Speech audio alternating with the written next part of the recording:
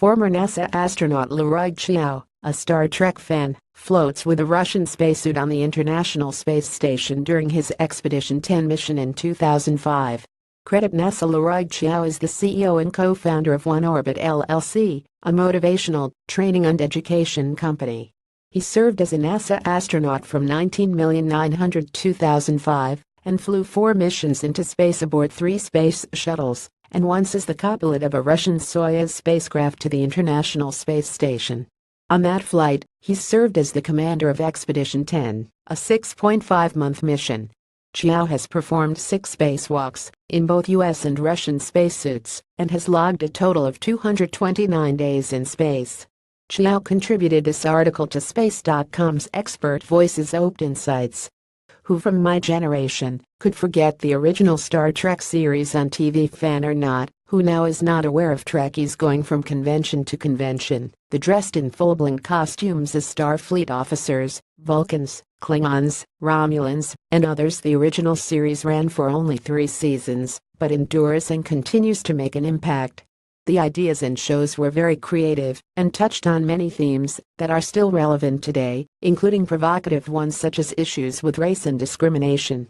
The cast of the original Star Trek television series poses with NASA's Space Shuttle Enterprise in 1976 during the prototype shuttle's rollout in Palmdale, California.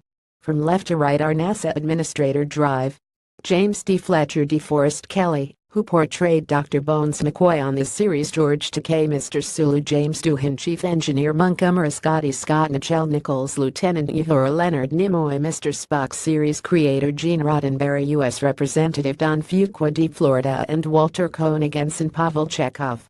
Credit NASA. Several follow-on series resulted over the decades, including the new Star Trek Discovery debuting Sunday, September 24th, and Star Trek movies are still being made.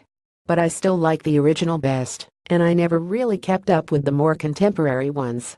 The best Star Trek episodes ever. Star Trek was inspiring to me.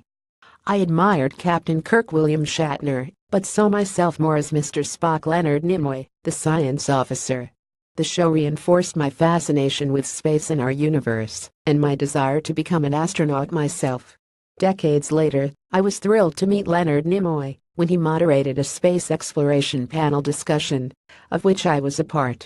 Editor's note: Chiao served as the science officer on the International Space Station. The original Star Trek series predicted several technologies that have already come and gone, for example, storage devices about the size and shape of the 312-inch floppy disk, and of course, the flip phone. I loved my old Motorola. While we don't yet have the medical tricorder, some technologies are getting closer. And I'm still waiting for someone to develop warp engines, transporter, and tractor beams, and phasers. During the time of the VHS recorder, I was able to record most of the episodes on late-night TV reruns. They are still around somewhere, and I actually still have a functional player. Back then, I used to watch my favorite episodes over and over. My wife recently signed the family up for Netflix, which is much easier, and I have begun to watch the original series again. Former NASA astronaut Leroy Chiao watches a water bubble float in weightlessness on the International Space Station, where he served as both Expedition 10 commander and science officer in 2005.